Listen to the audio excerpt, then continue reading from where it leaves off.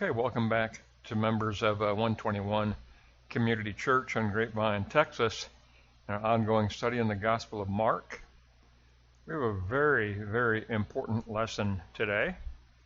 We begin John Mark's teaching on eschatology in this lesson. It's 10:13 through 16, and it's a lesson about children, but it's also a lesson that will refer us back to chapter 8, because this is the beginning of the eschatological life, living the eschatological life.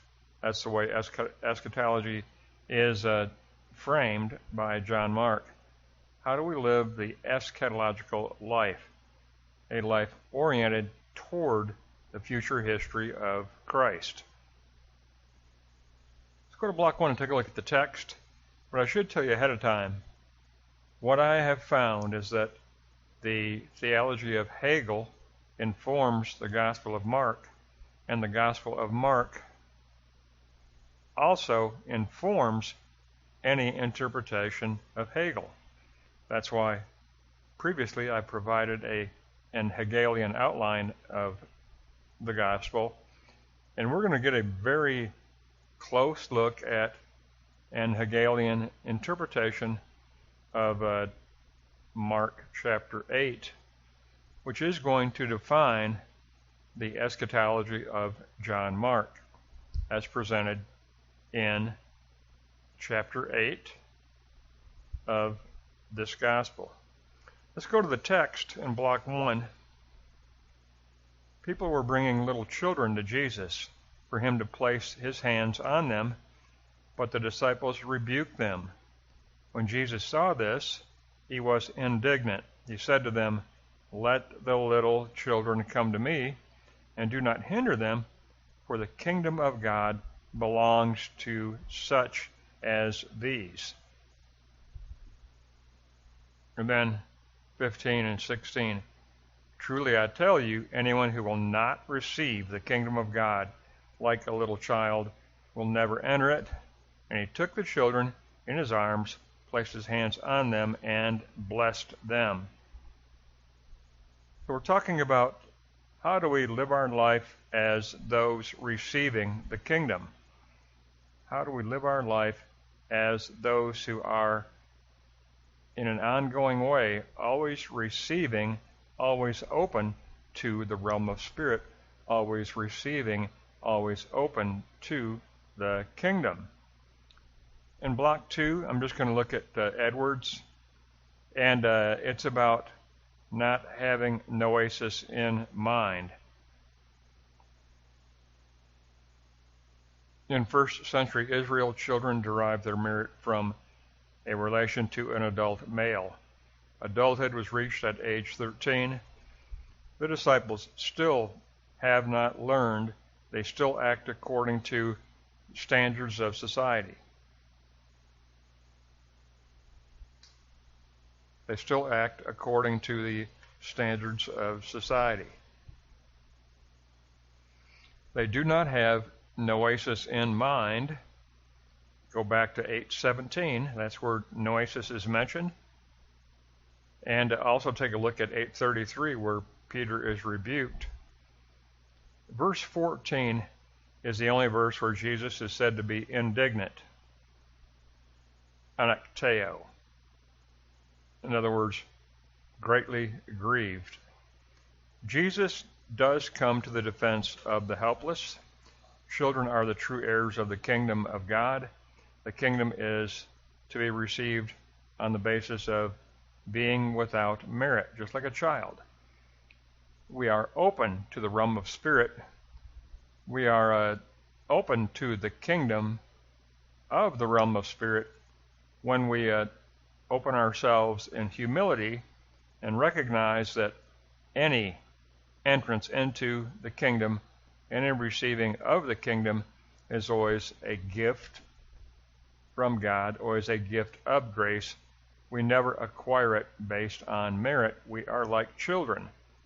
So it's never received, never entered into on the basis of merit. It's always recognizing that we are human beings without merit.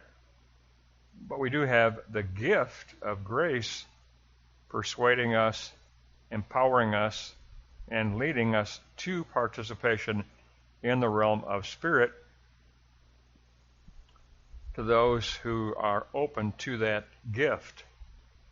Now, in Block 3, we get into a very critical Hegelian teaching, and we also get into a re-examination of Mark chapter 8.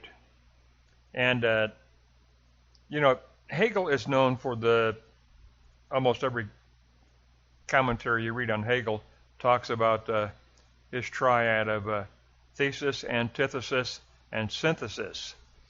And he is and was a triad philosopher and a triad theologian, but his real triad was actually logic, essence, and spirit.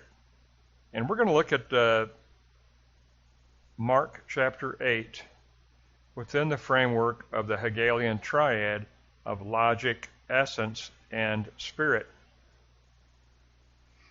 So all I can say is I'm right here with you. This was a tremendous discovery that was opened up to me in the realm of spirit. I learned this at over a full day of study, but basically, first I had to let this be discovered completely before I ever put it together in a teaching. But I think it's tremendous. I am so impressed with Mark chapter 8 now, because it does inform Hegel, and Hegel does inform the Gospel of Mark. Let's go to Block 3. And verse 15 opens up the topic. The topic is, how do we live a life of ongoing receiving of the kingdom? How does receiving of the kingdom become an eschatologically ongoing event? And it looks like a triad in Mark, because it looks like a triad in Hegel as well. So here's your triad. Number one, logic. And it's from the word noesis or noeo, and that's in Mark 8:17. The eternal logos is a movement of the universal forms of the kingdom of the realm of spirit. There is a movement, a logos logic of the universal forms of the kingdom that are always moving from dunamis potential to energy actual. Step 2, essence/existence. Now we go to the Greek concept of sunami. That's in Mark 8:21. The realm of spirit lies behind surface reality. Our task is to set together, sunami. It means set together. Set together the discovered universal forms of God's kingdom into a biblical worldview. In 2023, what did Ross do for us in 2023? First, he identified the noeo, universal forms of the eternal logos. God, the fall, Christ, new heaven, new earth, return. All those key universal terms were presented to us. That was noeo, Mark 8:17. But then Ross put them together into a circular biblical worldview. What's that? That's Mark 8:21, sunami.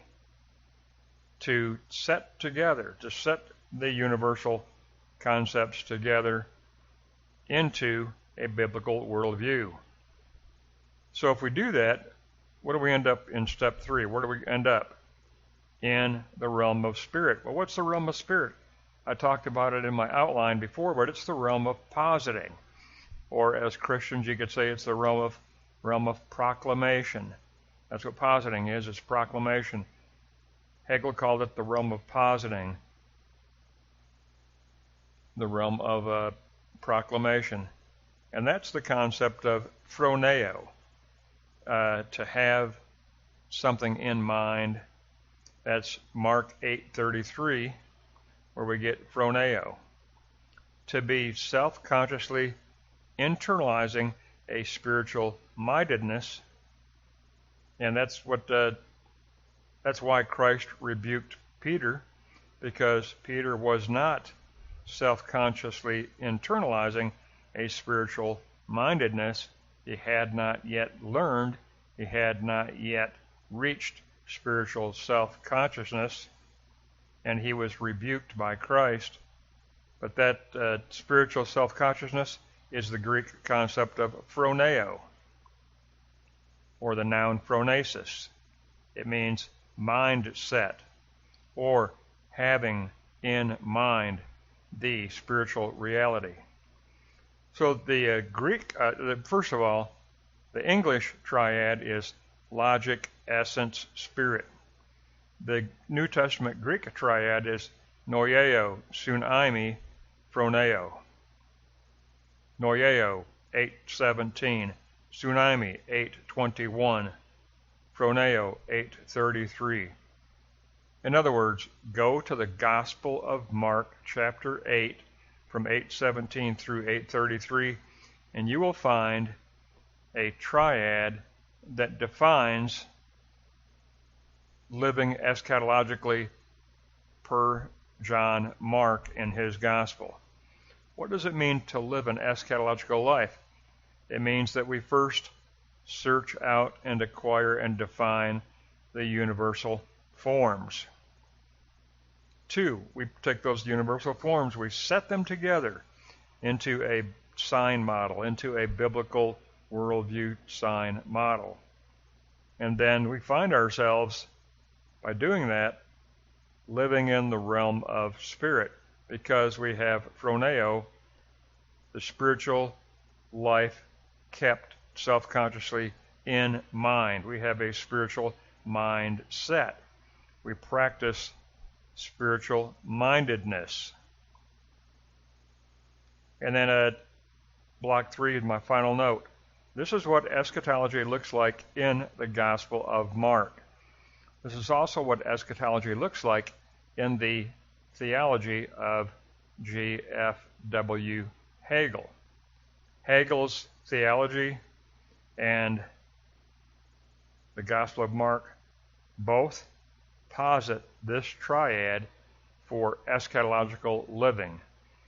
What does it mean to Hegel for us to live our lives eschatologically? It means that we enter into the triad of logic, essence, and spirit. Spirit is the realm of positing. It's the realm of going out of the self in positing, then returning inward, revising our sign model, imprinting our heart more deeply with Christ. And then we reach phroneo, spiritual mindedness. Now that's Hegel. Hegel gave us the triad logic, essence, spirit. The Greek New Testament in Mark chapter 8 gave us noyeo, sunaimi, phroneo. Noyeo, sunaimi, phroneo. It almost rhymes. Noyeo, sunaimi, phroneo. That's the triad given by John Mark in chapter 8 of the Gospel of Mark. In other words, what we have is a John Mark biblical triad that informs the eschatological triad given by Hegel. Hegel and Mark overlap. They are interrelated. The theology of Hegel informs the Gospel of Mark. The Gospel of Mark informs the theology of Hegel. I think this is so powerful. When this was, and I look at this as a gift. I mean, I did not figure this all out. I recognize it as a gift of insight given to me And absolutely, I have to say that it is so powerful. And I love the New Testament triad. 8:17, 8:21, 8:33. Noeo, sun eimi, proneo. For Hegel, it's the triad logic, essence, and spirit. It's all very, very powerful, and it gives us another lesson in John Mark's gospel that is imprinted and informed by the triad theology of the philosopher Hegel. That's going to wrap up the first lesson on eschatology in the Gospel of Mark, 10:13 through 16. That's going to conclude the first lesson on how do we receive the kingdom in an ongoing, eschatologically ongoing event.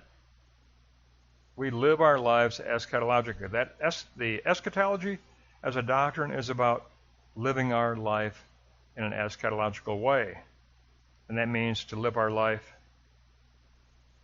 with a spiritual directedness, which is called phroneo, and we reach it through the triad noeo sun eimi phroneo, or what Hegel called logic, essence, and spirit. That's going to wrap up 10:13 through 16.